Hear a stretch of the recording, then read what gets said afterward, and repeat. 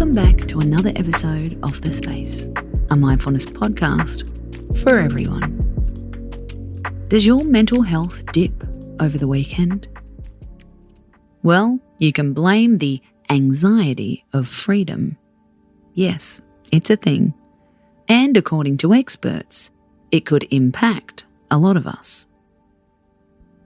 Freedom and anxiety are two sides of the same coin.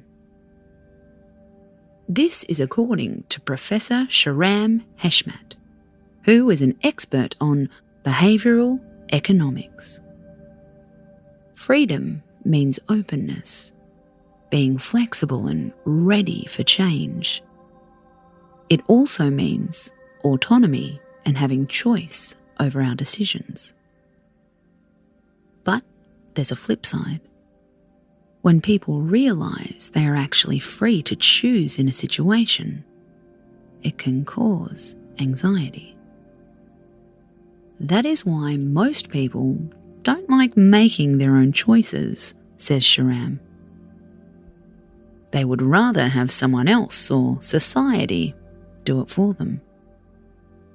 The freedom to make choices can generate anxiety because deciding means being changed.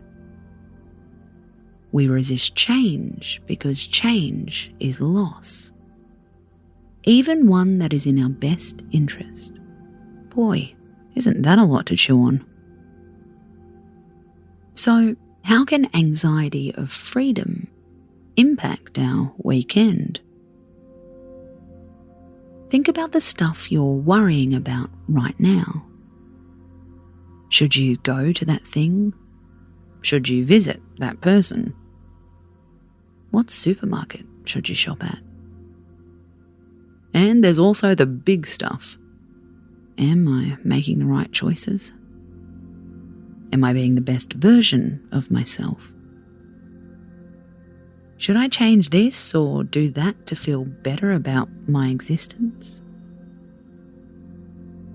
It's why we re-watch the same shows over and over. We like to predict what's going to happen. We also don't want to make the wrong decisions. What if we get halfway through that show and we hate it? It can help to remove some of the freedom from your choices. Focus on the non-negotiables.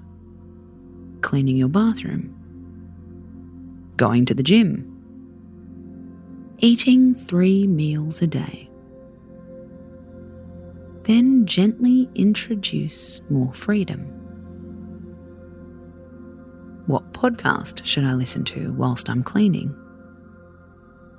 Is it leg day or shoulder day? Where shall I go for lunch? Focus on 3 decisions over a 24-hour period. And then leave space for the other decisions to guide themselves. Psychologist Rollo May links freedom with a pause.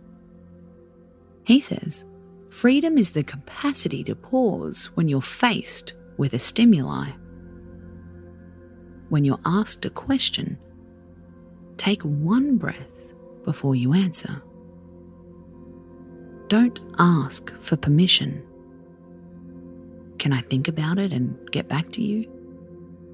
Instead, make it a statement and give a timeline. I'll think about it and get back to you in the next 30 minutes. This doesn't only help your anxiety, it will help theirs too. Your anxiety doesn't feel under pressure. Their anxiety knows you're in control. Finally, take solace in your work week. We all complain when it comes to Monday, but with less freedom comes less decisions. It's okay to say you love a little structure. Now go and watch the same show for the umpteenth time. Space out.